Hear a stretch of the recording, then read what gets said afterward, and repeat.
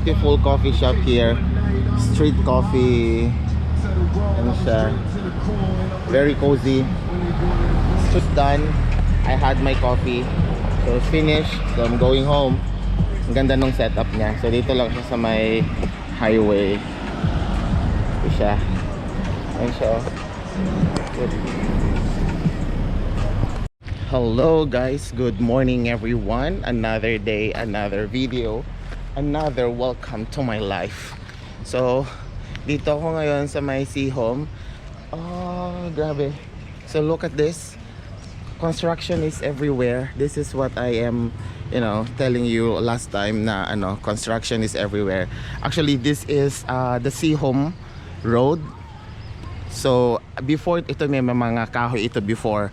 So ngayon is pinagpuputol nila. They cut the trees and now they are constructing the roads. So this is how it looks like now. Well, actually there's an improvement naman kasi nga they're constructing the roads. Ito. Hanap ako ng cafe kung saan ako pwedeng kakain. Pero wala akong mahanapan. Sarado lahat. So maglalakad na lang ako. This is under construction. Look at this. So masyado siyang muddy. Look at this. Yan. So nagbi-build up ng mga traffic. So ngayon dito, makulimlim. Umuulan siya actually kahapon and magdamag is umulan. Kaya tapos ngayon medyo pa rin, umaambon-ambon pa rin. Umuulan pa rin siya.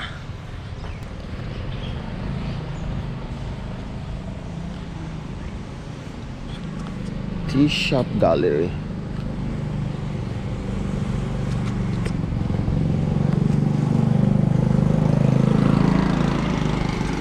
Punta sa na to, yung lugar na to. Construction is everywhere talaga, oh. The Block Cafe and Bar. Cafe Bar Music. It's closed. Yung cafe na to, the name is Tree Town Cafe. Parang ang cozy niya. Tapos ito, hotel. Oh, may hotel dito.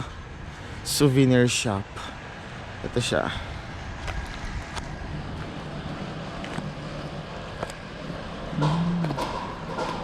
Hotel and souvenir shop. Wow, so nice. Ang ganda ng hotel. Ito yung prices nila. Villa de Mekong, $35, $34, $39. So $35 to $40 yung hotel price nila. 5 to 5 Vientiane. Wow. This is cozy and fancy. Ano kaya meron dito? Cafe. Nice, ang ganda. It's a hotel na may swimming pool. Kaya lang lakad-lakad lang kasi nga walang magawa. Lakad-lakad lang siya. Oh, ito na yung Mekong River. Ito na siya.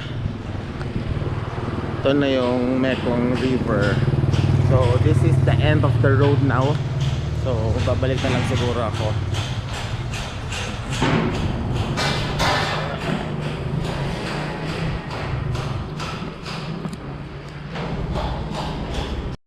Hi.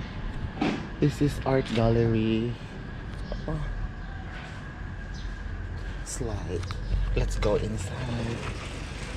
Hi, good morning. Is it okay to see this gallery? Yeah, okay. So this is for sale?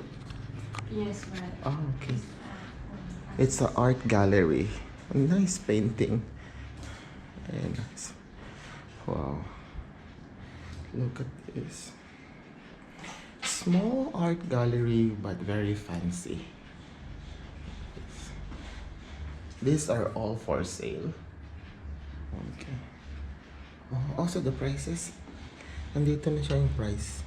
That's $40. Wow, very nice. That's $20. Oh, this one, this big one is $450.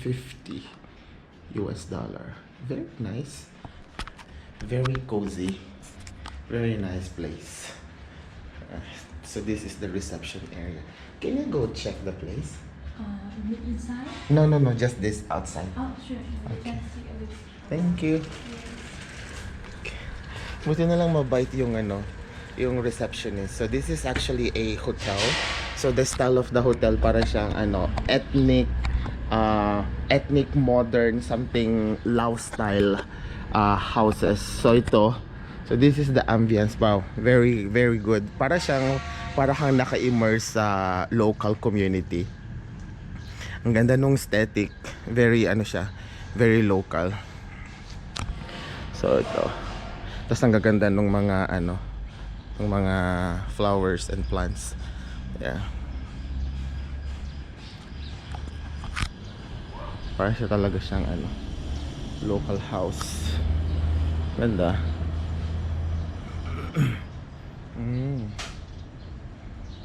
Oh, very beautiful. Okay. May toilet. Ganda, no?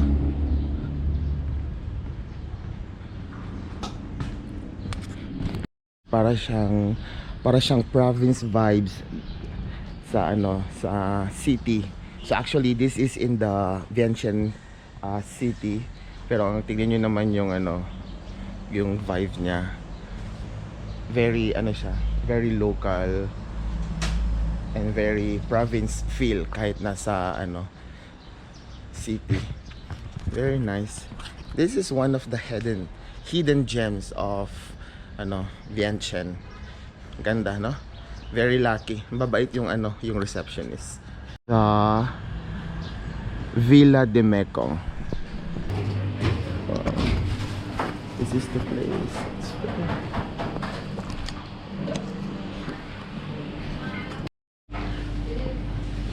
This is Treetop Cafe.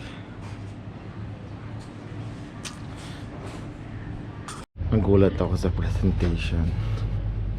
Hindi ko na-expect yung presentation na ganito. Wow.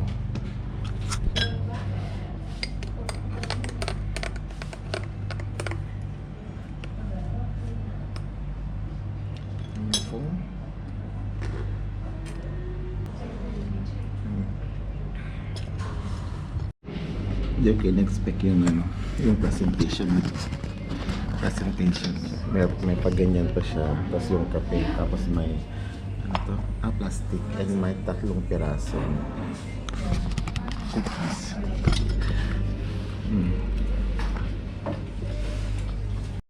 Ayan na, medyo maaraw na. Mamaya na naman to, uulan na naman to. Lagay din ako ng screen protector ng phone ko. Ang mura lang, 100,000. Tapos dito, and I'll check for the protector nung 45.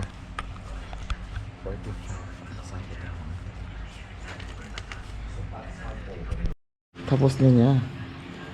Bilis naman ni kuya. Si kuya, siyang gumagawa.